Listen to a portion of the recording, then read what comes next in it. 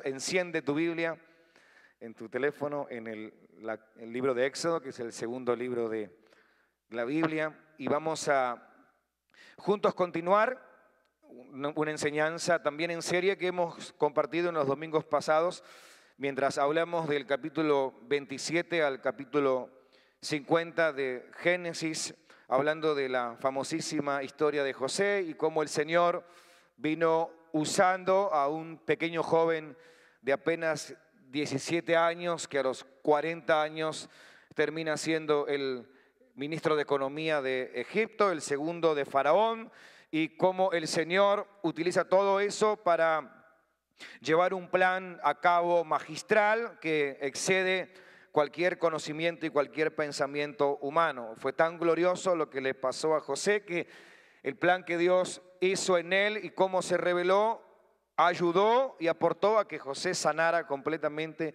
el dolor de haber sido despreciado por su propia familia.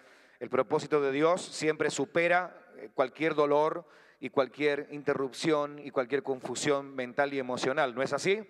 Cuando Dios interviene, interviene con su gracia poderosa y hace cosas majestuosas. Así que si todavía tienes tu Biblia abierta en el libro de Éxodo, que es el segundo libro de la Biblia, te voy a invitar a que leamos juntos desde el capítulo 1 y vemos en esta mañana del verso 5 al verso 14. Luego pasamos a una introducción donde creo que nos vamos a sentir todos muy identificados y entonces en un momentito más comenzamos de lleno en la palabra del Señor. Entonces, si tienes Biblia, libro de Éxodo, te vas al capítulo 1, verso 5 al 14, es la lectura del día de hoy. Dice la palabra de Dios así: todas las personas que nacieron a Jacob fueron 70, y José estaba en Egipto.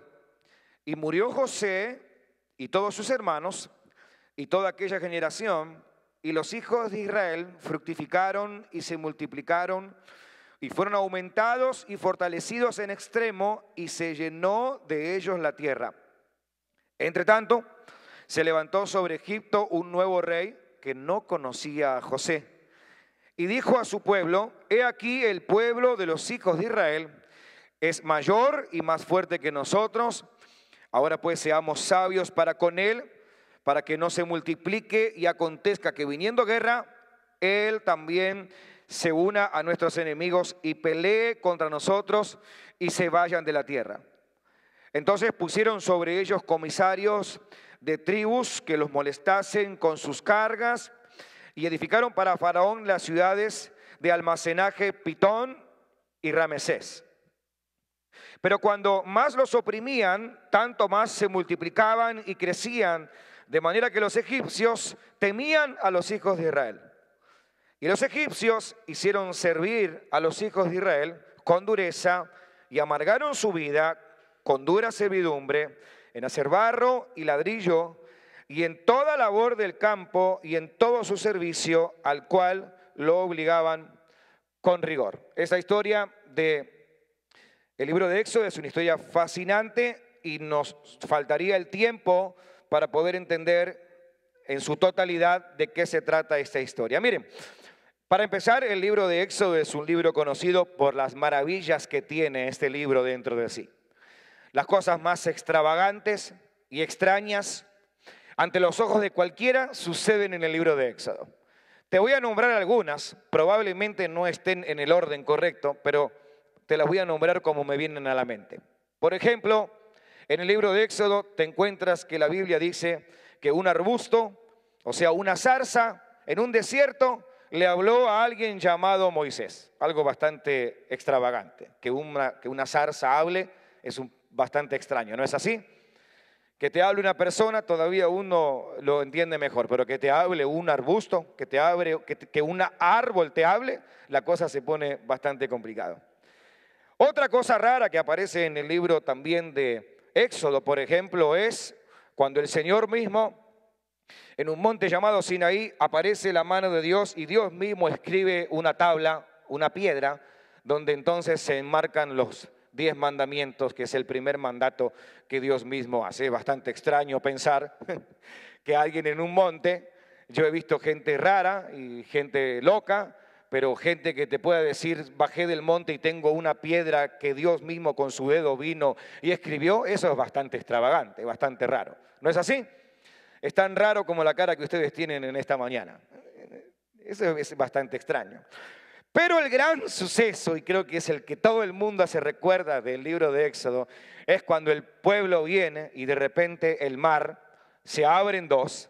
Tremenda esa situación, ¿no? Y el mar se abre en dos y todo el pueblo de Israel pasa, y dice la Biblia que pasa en seco. ¿Cómo pasa la gente que camina en Israel?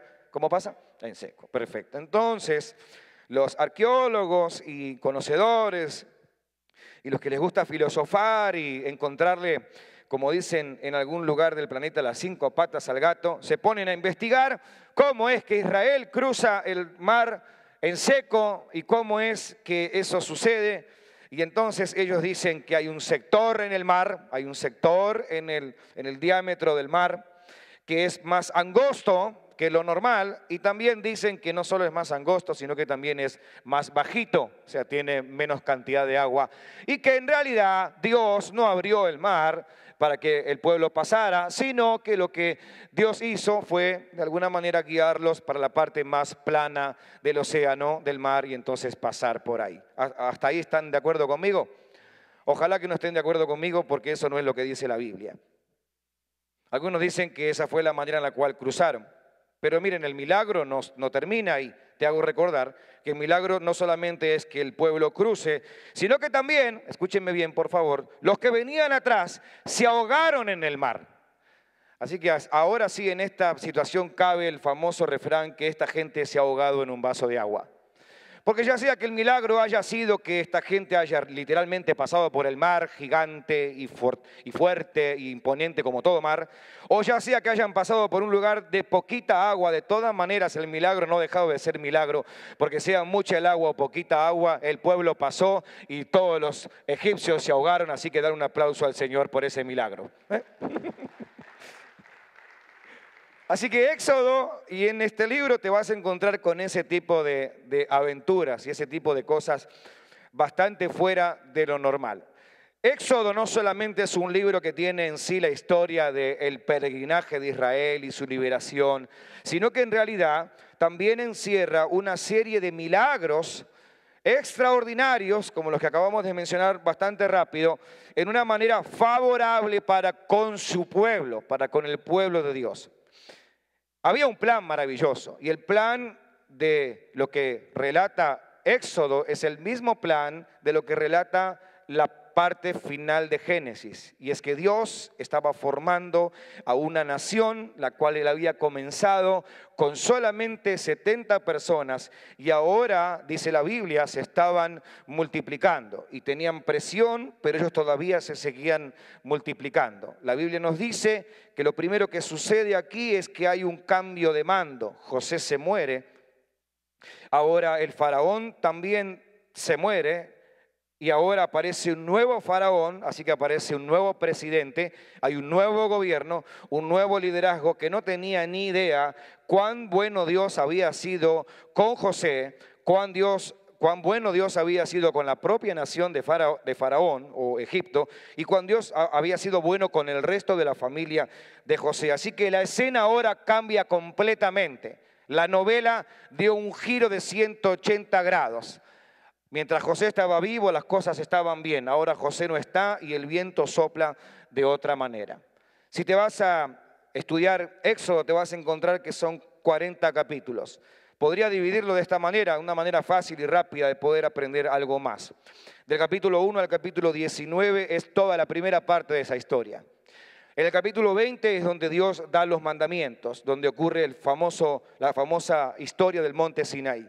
Y entonces te vas del 21 al 40 y es la segunda parte de Éxodo. Todo eso no lo vamos a poder ver en 2 o 3 enseñanzas, pero ojalá te lo puedas llevar en el corazón. 70 eran las personas que comienzan esta locura de formar una nación, que Dios había querido que así sea. Pero de repente pasan 400 años. Si más o menos te quieres ubicar entre lo que pasa en el final de Génesis y el comienzo de Éxodo, tienes que aproximadamente calcular unos 400 años de existencia. José no está, los descendientes de José quedan por herencia. Los hermanos de José, lógicamente, no están ninguno. Y como te enseñé hace un rato, hay un cambio de Faraón, un nuevo líder que no entiende nada de lo que Dios había hecho hasta este momento. Yo no sé si te ha pasado a ti, pero a veces parece que Dios hace algo a nuestro favor y vemos gracia de Dios en nosotros y las cosas comienzan a suceder bien, pero el tiempo va pasando y como que otra vez eso que comenzamos a ver que Dios estaba haciendo, de repente se borronea nuestra vista, se nos nubla la mente y como que otra vez caemos en una especie de rutina. La verdad, Israel estaba en una situación bastante similar a la que acabo de describir. Aunque, sin embargo, Dios todo el tiempo tuvo el mismo plan, aunque por un momento las cosas no estaban tan bien. Debo también señalar que en el libro de Éxodo es la primera vez, y esto me encanta decirlo, que aparece la palabra redención, que aparece la palabra salvación, y es la primera vez en Éxodo también que tienen un capítulo que es el 15, que es el capítulo donde María canta al Señor y adora al Señor por primera vez. Así que en Éxodo encuentras tres cosas por primera vez: la palabra redención, la palabra salvación y la expresión de adoración. Todo eso es lo que nos arroja para nuestro entendimiento de edificación el libro de Éxodo. Todo el tiempo Dios insistentemente tenía el mismo plan: hacer una nación, formar personas para sí. Te voy a decir más. En este momento de Éxodo y en esos 400 años es cuando realmente Israel se convierte en una nación. Hasta este momento eran solamente una pequeña tribu, no sé, 70 personas, no podríamos llamarlo ni siquiera una ciudad. 70 personas no podríamos llamarlo ni siquiera, podríamos decirle que es una gran familia. Y creo que con 70 no podemos hacer mucho más. Bueno, depende para qué cuentes con 70, puede ser que te sirva o puede ser que no. Podemos hacer un buen partido de fútbol con 70, ¿qué les parece? Sí, bueno, no, bueno, algunos. Nación, y con el título de nación recién se convierten ellos después de estos 400 años de bastante maltrato, de bastante tortura, de bastante presión, y entonces ahí es donde ellos van formando la fuerza de llamarse una nación. Vamos con la mente un poquito a lo que Dios le prometió a Abraham. Cuando Dios le habla a Abraham, Dios le dice lo siguiente: te voy a bendecir y voy a hacer de ti un pueblito chiquito. Voy a hacer de ti un grupito de personas insignificantes. Voy a hacer de ti un grupito que le va a estar pidiendo el favor a todo el mundo porque no van a poder hacer cosas solos. Bueno, nada de eso dice la Biblia. Lo que la Biblia dice es que Dios le habla a Abraham y le dice a Abraham: voy a hacer de ti una gran nación. ¿Una gran qué? Bueno, perfecto. Ahora entramos a Éxodo y ya vemos que pasaron 400 años y vemos que pasa algo acá maravilloso porque ellos se siguen reproduciendo y para ahí voy en un momento.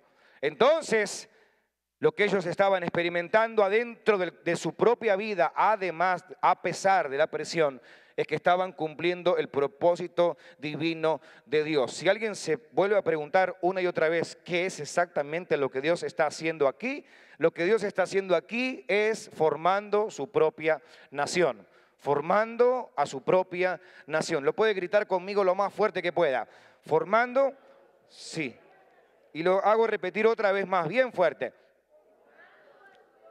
Y alguien se preguntará: ¿y el pastor por qué me hace repetir a mí si el que tiene que enseñar es él? Yo no tengo que enseñar, es él el que tiene que hablar. Porque eso es todo el eje principal, lo medular, el corazón de todo lo que sucede en el libro de Éxodo. Y es la respuesta por la cual sucede todo lo que no entendemos que sucede en este hermoso libro. Por ejemplo, no entendemos por qué esta gente tiene que servir y con tanta dureza. No entendemos por qué esta gente, teniendo un plan divino, recibe tanto maltrato cuando Dios está a su favor. No entendemos por qué las cosas nos van tan mal cuando realmente en el corazón estamos queriendo hacer las cosas bien. No entendemos no nos entendemos ni nosotros y a veces no entendemos ni a Dios. ¿Cómo le podemos creer con el corazón cuando Él nos dice que tiene un propósito y obviamente su propósito es divino y aquí abajo en la tierra vemos que las cosas van todavía de mal en peor? Bueno, todas esas Esas respuestas y muchas más las encontramos en este precioso libro. Acá cambió la estrategia, pero no cambió la esencia. ¿Qué ha cambiado ahora? Lo que ha cambiado fue el gobierno. ¿Qué ha cambiado ahora? Que han pasado bastante tiempo. ¿Qué ha cambiado ahora? Que Dios hasta el momento no había vuelto a hablar. ¿Qué había cambiado hasta ahora? Que ellos estaban siendo todavía esclavos de una nación que los maltrataba. ¿Qué había cambiado? Que ahora se habían convertido en esclavos, pero no en esclavos simplemente por ser esclavos, sino en esclavos bajo rigor. Había violencia en contra de ellos. Y entonces, en ese tremendo malestar, Dios continúa haciendo su plan maravilloso. Quiero animarte en esta mañana a que creas con todo el corazón que el plan de Dios en tu vida no lo va a frenar absolutamente nada, porque es el plan de Él. Puede hacer que a veces las cosas alrededor te vayan bien, puede hacer que la mayoría de las veces las cosas alrededor te vayan bastante mal, y puede hacer que inclusive se agrave la situación. Sin embargo, todo eso vamos a aprender esta mañana y ojalá lo agarremos en el corazón. Todo eso, todo, absolutamente todo sirve para nuestra formación y para entonces que el Señor se glorifique y cumpla su plan en nosotros. Encontramos un pueblo que está metido, subyugado bajo otra nación, que lo maltratan, y entonces la estrategia cambia. Ya no tenemos a amigo a José, ya José no está más. No tenemos ningún amigo en influencia, no hay ninguna persona conocida en la mesa directiva. Ya no hay nadie a lo que le podamos pedir un favor. José se muere y junto con su muerte se muere su biografía, su esencia, su testimonio, se muere absolutamente todo, y ahora nos encontramos con que las cosas cambiaron y cambiaron por completo. Esto lo podemos realmente tomar como cosas políticas solamente. Podríamos tomarlo como circunstancias emocionales solamente, podríamos tomarlo como un principio espiritual solamente. Pero lo que te voy a pedir esta mañana es que agarres las tres cosas que acabo de mencionar y las tomes las tres y hagas de esas tres una enseñanza para saber que todo el mundo puede ponerse pata para arriba, pero el Señor que te ha prometido, lo que te ha prometido lo va a cumplir independientemente de lo que suceda en cualquiera de las áreas. ¿Alguien entiende eso? ¿Alguien abraza esa verdad? Amén. Porque lo que cambió fue la estrategia, pero no cambió la esencia. Dios no se había olvidado que el plan de Él era formar una nación. Y aunque la misma nación se iba formando sin saber ni por qué se iba formando, a Dios no se le había ido el plan de la mente, como también con ninguno de nosotros. Salir de la zona de confort es una de las cosas más incómodas que las personas pueden experimentar, aunque salir de la zona de confort signifique cambios para bien. Yo no sé si te ha pasado, en alguna oportunidad en tu vida te mudaste de una casa pequeña a una casa más grande, y aunque sabías que era una casa más grande, y aunque era porque tu familia había crecido, porque tus hijos te habían nacido 2, 3 hijos más, o lo que sea, o de repente vino gente a compartir la casa contigo, o de repente vino familia de afuera, y de repente hay que cambiarse de lugar a algo más grande, y entonces, aunque es una alegría moverse a algo más grande, y aunque es una alegría comprar una casa, y aunque es una alegría conquistar algo que va a aportar a tu vida, de todas maneras no deja de ser incómodo. Porque a que te cambies para bien, aunque algo cambie para bien, de todas maneras no deja de incomodar. ¿Alguien está entendiendo eso? Acuérdate, por favor, cuando dejaste tu trabajo y cambiaste otro a nuevo. Y aunque sabías que era para mejor, y aunque sabías que era mejor pagado, y aunque sabías que era una oportunidad buena para ti, de todas maneras el famoso estrés del primer día no lo evitaste. El primer día te vino esa sensación de la ansiedad de lo novedoso. ¿Qué va a ser? ¿Qué va a pasar? Miren, hay algo muy malo en la vida del creyente, y es que se acostumbre. Las costumbres son muy buenas, pero acostumbrarse en nuestra vida espiritual no lo es tanto. Tener buenas costumbres es algo bastante agradable y aporta a la familia, pero acostumbrarse espiritualmente a lo mismo, eso no es tan conveniente. El pueblo de Israel recibía presión, Y me encanta ver que la Biblia dice que ante la presión que ellos recibían, ellos todavía se seguían multiplicando. Miren qué buena motivación. Así que estaban presionados, pero parece que llegaban a casa y se sacaban el estrés de una manera bastante buena. Y había presión y ellos llegaban a multiplicarse. Entiendan el principio de lo que estoy enseñando, por favor. La presión lo que te va a hacer todo el tiempo es cumplir el propósito de Dios, aunque no lo quieras. Porque cada presión que uno recibe, lo único que hace Dios es enseñarnos de qué estamos hechos y la capacidad interna en Él que tenemos de superar cualquier situación que se nos ponga enfrente. La presión lo que hacía era que el pueblo cumpliera con el propósito perfecto y divino de Dios. Yo no sé si en esta mañana estás pasando un momento desagradable en algún área de tu vida, presión en algún área de tu vida o demasiada presión en algún área o muchas de tu vida. Sin embargo, tengo que animarte y decirte que lo que estás haciendo, aunque no lo entiendas en la mente, estás cumpliendo el propósito de Dios. Vas a cumplir el propósito de Dios. ¿Por qué, pastor? Fácil, porque la presión te va a ayudar a entender que tienes la solución y la solución no está afuera, ni en el vecino, ni en tu propio potencial. La solución está en el Señor. Cada presión de la vida lo que te tiene que ayudar es acercarte más al Señor. Necesito 2 voluntarios que vengan lo más rápido que puedan aquí arriba, porque como van a salir en televisión, tienen que subir. 2 de ustedes, de los más ágiles que tengan esta mañana, de los más guapos, si es posible, por favor. Dios mío, qué barbaridad. Muchísimas gracias. Es una bendición que estés aquí. Y también es una bendición que estés tú también aquí. Perfecto. Alguien tiene que llamarse problema. ¿A quién elegimos? Las mujeres nunca son un problema. Vamos a elegirlo a él. Así que, Walter, a partir de ahora eres un problema. A partir de ahora tú eres un problema y tú eres Dios.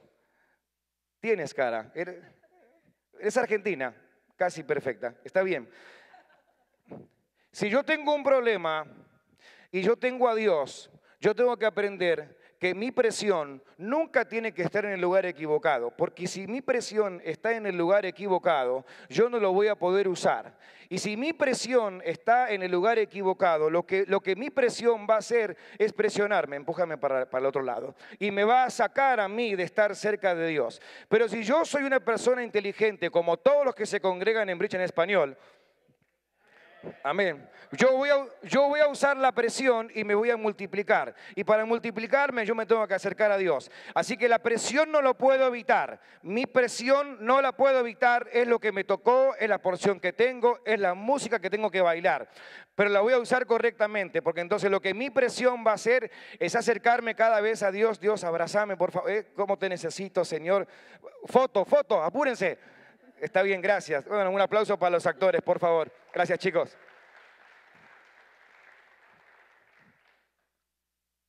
Porque la presión no lo puedo evitar. Son cosas que no puedo cambiar, pero sí puedo elegir en dónde ponerla. Entonces, Israel recibía presión y literalmente hacían lo correcto, se multiplicaban. Quizás ni ellos sabían por qué estaban haciendo lo que estaban haciendo. Quizás ni ellos tenían una completa visión clara de que Dios había prometido desde sus herederos o de sus antepasados que el Señor haría una gran nación de ellos. Sin embargo, ellos cumplían la perfecta voluntad de Dios. Y vuelvo a decir, aunque no tuvieran muy claro exactamente qué era lo que estaban haciendo. Salir de la zona de confort, aunque sea para mejor, siempre molesta, incomoda.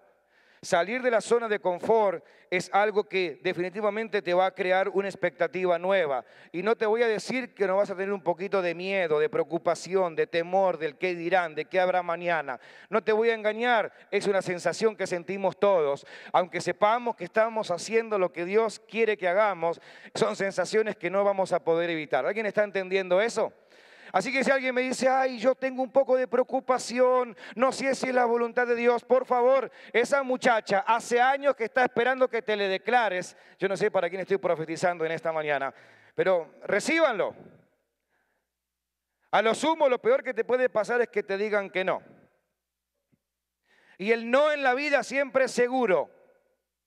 Ese trabajo nuevo para ti está ahí para ti, reservado para ti porque Dios lo tiene. Solo es cuestión de aplicar, preguntar, golpear la puerta y presentarte con tu currículum abajo del brazo y preguntar: hola, ¿qué tal? Yo soy la persona que ustedes ocupan aquí en esta compañía. Llámenme mañana que puedo empezar, ya estoy listo para producir. Pero claro, si uno está temeroso de que qué me van a decir y qué me van a decir que no. Miren, si uno piensa que todos le van a decir que no, pues de repente uno se va a terminar volviendo viejito todo el tiempo en su zona de confort. ¿Alguien entiende eso? Así que la presión lo que hacía era que esta gente se multiplicara e hiciera y cumpliera la perfecta voluntad del Señor. Salir de la zona de confort no es agradable, es bastante incómodo. Sin embargo, es importante que demos ese pasito de fe, que perdamos un poquito el miedo y avancemos en el nombre del Señor. Leí hace un tiempo que en el noroeste del país, hace muchos años atrás, existió una gran producción, una gran pesca de bacalao y una gran oportunidad de comercio en cuanto a vender este pescado. Así que una vez que entendieron y encontraron el sector adecuado para pescar bacalao en cantidad, la otra idea ahora, o lo que se agravaba, era la logística. ¿Cómo íbamos a repartir el bacalao por todo el resto de la nación?, decían estos empresarios en aquel momento. Así que lo que hicieron fue, en primer lugar, lo que cualquiera haría, es congelar el pescado. Así que pescaban el bacalao, lo congelaban y al bacalao lo mandaban congelado en barco, lógicamente, a los diferentes sectores. Pero comenzaron a tener queja de los consumidores porque decían que el pescado, por estar congelado, perdía el sabor. Así que analizando este asunto de cómo poder transportar entonces el bacalao, la segunda opción que tuvieron fue poner todos los peces vivos, lógicamente, adentro de una especie de balde. Pero como lo llenaban tanto a los baldes de estos peces vivos, con agua de mar y todo lo demás, lo que se daban cuenta era que como el pez no se movía, aunque no perdía el sabor, perdía la textura. Así que ahora tenían un pescado rico en sabor, pero malo en textura, porque lógicamente el pez no se movía aunque llegaba vivo. A uno de los que estaba ahí, que sabía bastante del oficio, se le ocurrió pensar en el enemigo, escúcheme bien por favor, en el enemigo radical del bacalao. Así que se dieron cuenta que ahí estaba el bagre. El bagre es por naturaleza enemigo principal del bacalao. Así que lo que hicieron fue llenar los baldes nuevamente, poner los bacalaos vivos adentro de los recipientes, obviamente ponerle agua de mar y tirar un bagre por cada uno de los baldes. Así que mientras transportaban estos baldes a los diferentes destinos, el bagre iba correteando a todos los bacalaos para que todos los bacalaos se movieran. Así que miren, todo el mundo, todos los bacalaos llegaban ágiles, llegaban fit, llegaban, así como el pastor iba a decir, pero no sé si está bien dicho. Porque tenían un bagre adentro de su balde, porque tenían a un enemigo adentro de su vida, de su atmósfera, tenían a alguien que los iba correteando y que los iba moviendo y que no les iba permitiendo que estos pescaditos se sentaran en su zona de confort. En esta mañana yo te quiero animar para que entiendas que todo lo que te sucede en la vida, te guste o no te guste, o sobre todo las cosas que no te gustan, están ahí como ese bagre que te está correteando para decirte: es hora de moverte, es hora de despertarte, es hora de que te quites la lagaña, que te pongas tu mejor tacuche, para quien entienda, que te peines para atrás si es posible y salgas entonces a conquistar lo que Dios tiene para darte. ¿Alguien está entendiendo eso? ¿O tengo que predicar un poquito más fuerte? Mira a la persona que tiene al lado, dígale: gracias por bagre, digo gracias hermano por ayudarme a crecer.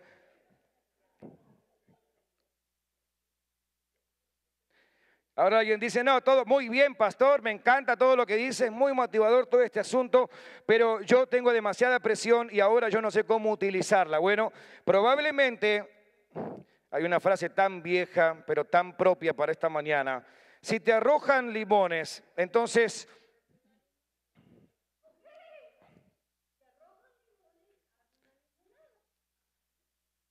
tenemos que esperar que Elena lo dijera, porque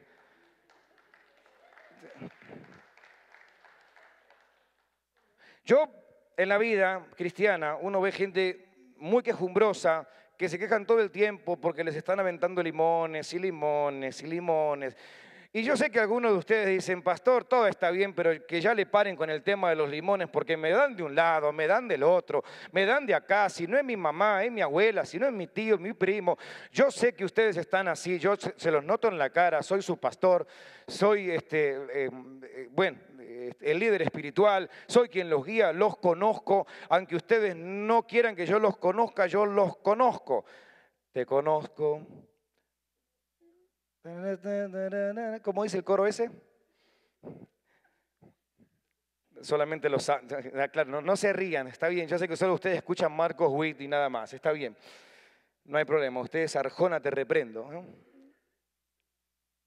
Y alguien dice, claro, todo está bien, pero limones por un lado, limones por el otro. Y si no es enfermedad, es dinero. Y si no son los papeles, y si no es que vino a vivir mi suegra en mi casa. No hay cosa más grave que eso.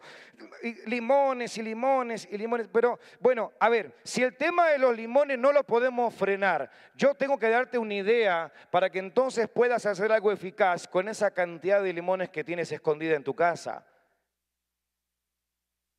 Porque como los limones no se pueden evitar, entonces lo que vamos a hacer es agarrar esos limones y nos vamos a poner una empresa de limonada, que sea la mejor limonada de la comunidad, que sea la mejor limonada de tu barrio, que la gente haga fila en la puerta de tu casa para comprarte la limonada. ¿Alguien está entendiendo la metáfora que estoy armando en esta mañana, verdad? Porque ¿qué otra cosa más puedo hacer? O me quedo sentado, ahogado en mis limones y pobre de mí por mi limonada y pobre de mí también porque termino teniendo cara de limón y me parezco tanto a los problemas que tengo que termino teniendo la cara que el problema que tengo quiere que yo tenga. Y en el nombre de Jesús, en esta mañana te vas a sacudir y no vas a tener la cara que el problema quiere que tú tengas. Vas a tener la cara de Jesús porque a Él te pareces, de Él eres su hijo, Él te compró, le perteneces a Él y es preferible que te parezcas a tu papá y no que te parezcas al limón que tienes al lado. Había presión y la presión se utilizaba para hacer algo. En el caso de los israelitas, la presión era utilizada, lo dice la Biblia en el verso 12, por favor, algunos pensarán que estoy inventando ahora. La presión era utilizada para que ellos se multipliquen más. Yo sé, o alguien dirá, bueno, no pasa que no había cable, no había internet, no había PlayStation, no había ninguna manera de entretenerse, era simplemente el plan de Dios que fuera de esa manera. Se producían, se multiplicaban, se reproducían y en el medio de la presión lo único que hacían era cumplir con el perfecto y glorioso plan de Dios. La iglesia primitiva, cuando te vas a estudiar Hechos de los Apóstoles, alguna vez lo hemos enseñado, lo hemos hablado, lo hemos compartido, cuando te vas a Hechos, te das cuenta que la iglesia primitiva comienza siendo una iglesia llena de la presencia de Dios. Amén. Y entonces derrama el Espíritu Santo, el Señor, se llenan de la presencia de Dios. Capítulo 2 del libro de los Hechos, te lo relato rápido. El Señor desciende, ellos se llenan de poder, están en una fiesta, comienzan a hablar en otras lenguas, en otros idiomas. Todo el mundo entiende las buenas noticias de Jesús. Y entonces, después que termina ese escándalo hermoso llamado Pentecostés, todo el mundo se va y se reúnen en sus casas y la iglesia crecía y todo estaba maravillosamente bien. Lo que pasó con el tiempo fue que ellos se olvidaron lo que Dios había dicho y por qué razón había venido sobre ellos el Espíritu Santo. Hechos capítulo 1, verso 8 dice que el Espíritu Santo vino con poder para ser testigos en Jerusalén, en Judea, en Samaria y hasta lo último de la tierra. El poder de Dios en Hechos, en la iglesia primitiva, fue derramado ¿para qué, hermanos? Para tener buenos servicios, para tener buenos cultos, para tener más amigos, para tener buenas reuniones. No, fue para que fueran testigos. ¿Para que fueran qué? Perfecto. Y entonces, présteme toda la atención posible, acá comienza algo maravilloso. Y comienza lo que conocemos en Hechos del capítulo 8, el capítulo 9 en adelante, y comenzamos a ver a una iglesia perseguida. Te lo voy a resumir rápido para los que quizás no lo sepamos de primera mano. El Espíritu Santo se derrama. Todos son llenos, disfrutan de las reuniones, todo está perfecto, somos todos hermanos, todo maravilloso, pero de repente comienza la persecución. Y es orden de que entonces todo el mundo comienza a salir disparado de donde está, porque entonces los persiguen a todos para matar. ¿Ustedes se acuerdan quién era Pablo, el misionero, el que escribe casi todo el Nuevo Testamento antes de ser lo que era? Él era un perseguidor de la iglesia. Saulo de Tarso, un asesino en serie, alguien que sabía muy bien cómo maltratar al cristianismo. Así que cuenta la Biblia que él era uno de los que entraba en las sinagogas y en las reuniones y en los templos y sacaba a los cristianos de los pelos y los mandaba a la cárcel si es que no los mataba en el camino. Alguien se preguntará, ¿y por qué no aprendemos mejor a andar sin presión para que entonces podamos hacer las cosas lo más leve posible? Yo creo que la presión es algo propio. Yo tengo a un músico por aquí. Meni, yo te necesito acá en el bajo ahorita mismo. No sé cómo vas a hacer, si quizás como Felipe, vuelas de acá para allá. Perfecto. Yo voy a tomar, disculpen, públicamente voy a tomar una clase de bajo. ¿Está bien? No, que yo no soy bajo, digo que voy a tomar una clase de bajo. Me encantaría que me enseñes un poquito este asunto del bajo, a ver si se puede. ¿Puedes venir para acá? ¿Poquito? ¿Cuánto es lo más cerca que puedes llegar? Perfecto. ¿Lo podemos encender al bajo? ¿Lo encendí? ¿Por qué? Perfecto. ¿Puedes tocar un poco? Tocas mucho mejor que eso. ¿Puedes tocar un poco?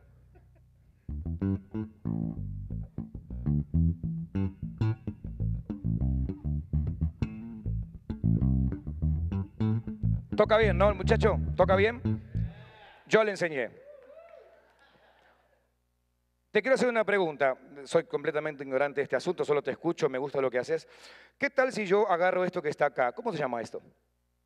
Un perno. ¿Qué tal si yo ahora agarro el perno y lo muevo? ¿Y ¿se qué? Se desajusta. ¿Y si se desajusta, qué pasa? A ver.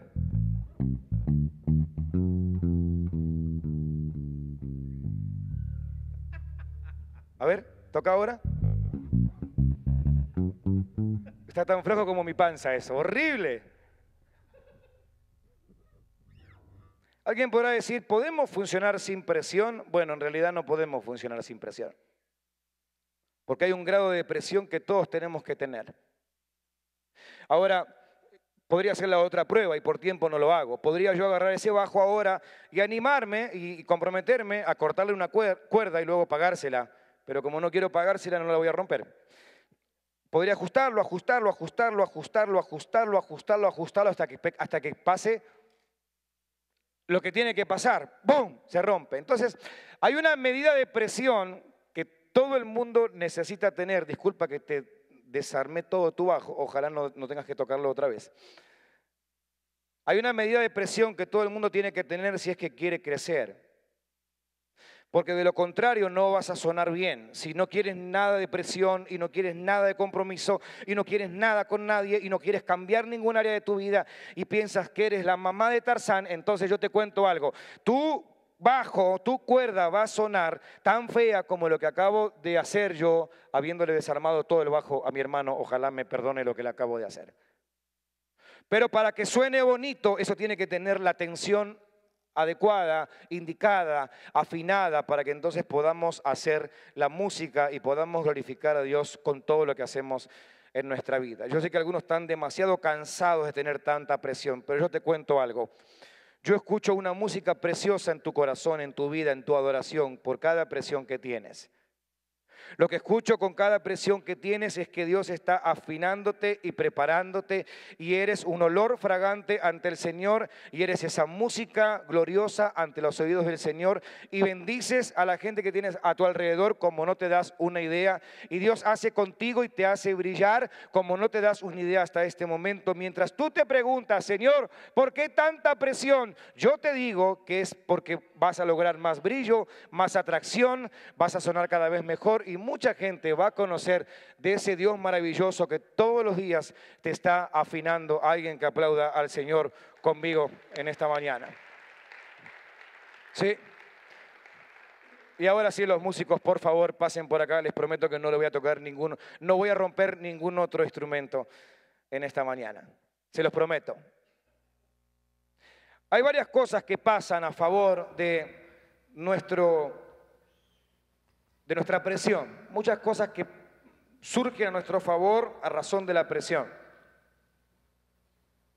Sin ir más lejos, creo que Israel mismo cruza el mar, hablando de cruzar el mar, simplemente no creo que tanto por fe, yo creo que era más temor y miedo de los que venían atrás correteándolos, que de la fe que tendrían que si el mar se iba a abrir de un lado a otro para que ellos pasaran en seco o no. Yo creo que era más el temor y la preocupación de que venían enojados los de atrás corriéndolo.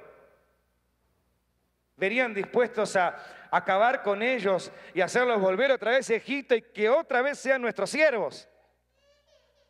Pero entonces de repente parece que la preocupación de tenerlos cerca, yo sé, al igual que ustedes, a veces siento el aroma del enemigo que me corretea de atrás y que me dice y que me habla y siento su aliento y siento la preocupación y tengo el estrés y tengo yo el estrés, el S4, el S5, yo no sé hasta qué número he llegado en mi vida y siento a todo el infierno correteándome y tratando de hacer desviar mi mente y mi fe y mi corazón, pero también entiendo que eso es buenísimo porque eso me ayuda a mantenerme en forma, por lo menos en forma espiritual.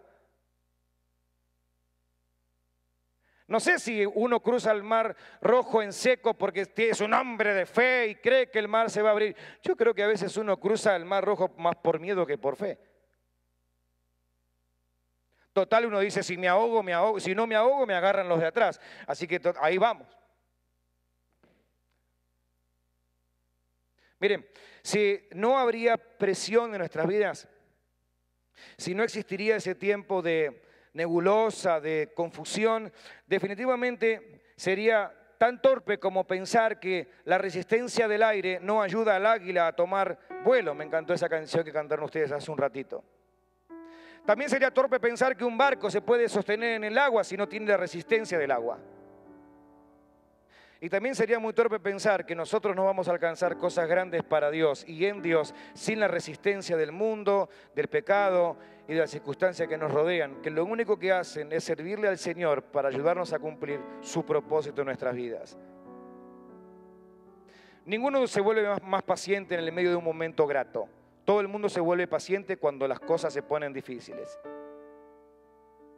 Ninguno se vuelve generoso cuando a uno le sobra. Uno aprende generosidad cuando hay escasez. Ahí uno aprende a ser generoso. Ninguno aprende a perdonar cuando todo el mundo se lleva bien contigo y tú te llevas bien con todo el mundo. Uno aprende a perdonar cuando hay ofensas, cuando hay dolor, cuando hay traición.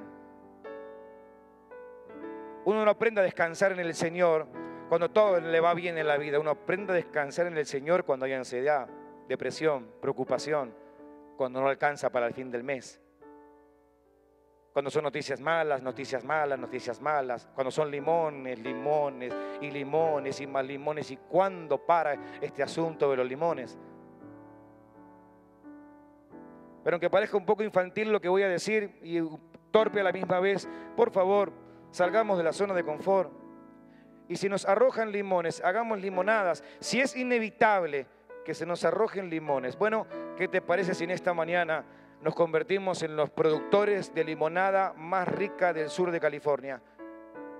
Y hacemos algo con eso que otros consideran que es nada.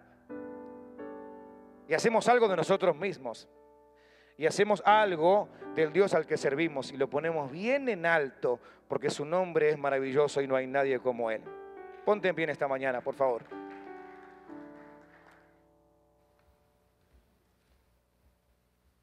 Si debería resumir en una sola palabra todo lo que he intentado enseñar en esta mañana, lo resumiría de la siguiente manera. Hermanos, resistamos.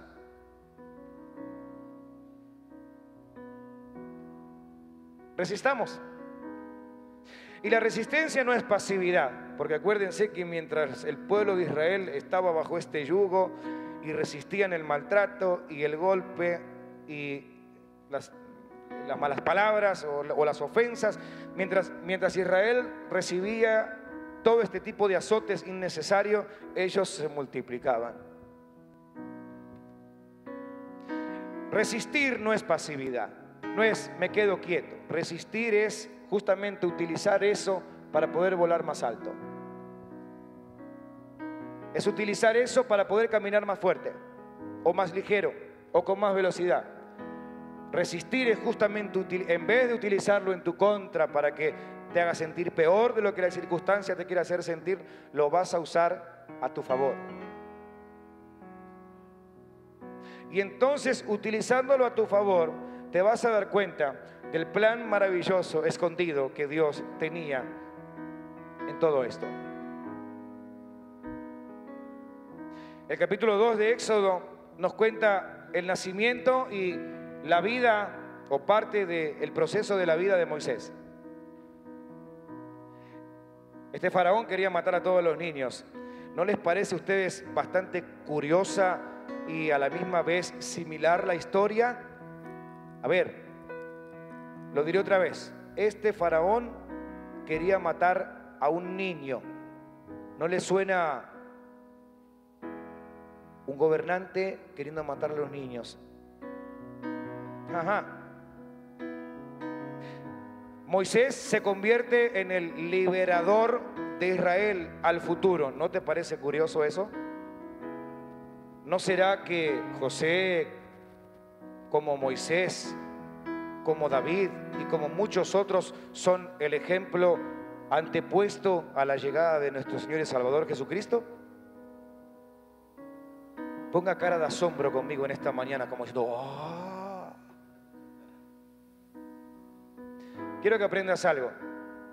Dios todo el tiempo en la Biblia nos va a hablar de una sola cosa, y es de Jesús. Y entonces todo el Antiguo Testamento lo que hace es empujarte a entender que hay una solución en Jesucristo, que hay salvación en Jesucristo, que este pueblo encontró solución en un niño que es reservado en su vida, que llega al palacio, que lo crían de una manera diferente a la hebrea y entonces después se convierte en el libertador. Me estoy adelantando al próximo sermón. Sin embargo, quiero que termines en esta mañana con esto en tu mente. Las circunstancias que te atraviesan, de las circunstancias que te atraviesan, el Señor es tu Salvador, es tu solucionador, es el conquistador, es el que va a surgir de la oscuridad para entonces agarrarte de su mano y llevarte por lugares altos y mostrarte como un triunfador y una triunfadora delante de todo el mundo para que todo el mundo sepa que tú eres su hijo. Padre, gracias te doy en esta mañana, porque tú nos invitas a pelear la buena batalla de la fe, echar mano de la vida eterna y de lo que nos has prometido que harías con nosotros. Señor, hoy profesamos nuestra fe en ti. Y probablemente en la gran mayoría de nosotros, aunque no lo podamos expresar con palabras, realmente todos tenemos tantas cosas en nuestra contra. Hay tantas situaciones que nos resisten, Señor. Tantas cosas que vienen a nuestra contra, que son vientos que no son a favor y que nos quieren opacar y que nos quieren humillar y que nos vienen a avergonzar. Llámense preocupaciones, historias del pasado, cuestiones del presente. Pero en esta mañana, por el poder de tu palabra y por tu gracia maravillosa sobre nosotros, revélate, Espíritu Santo, como lo que tú eres, el que nos guía a toda justicia y a toda verdad. Padre, permítenos que si en estos últimos tiempos lo único que nos han arrojado han sido limones, permítenos tener la sabiduría suficiente desde tu trono para entonces convertirnos en los fabricantes de limonadas más exitosos del planeta. Señor, permítenos utilizar todo lo que aún tenemos en contra para nuestro favor. Que nuestra mirada, que nuestro objetivo, que nuestro sueño, bajo ninguna circunstancia, se salga del centro que eres tú. Te amamos y te bendecimos en el nombre de Jesús. Y la iglesia entera me dice amén, por favor.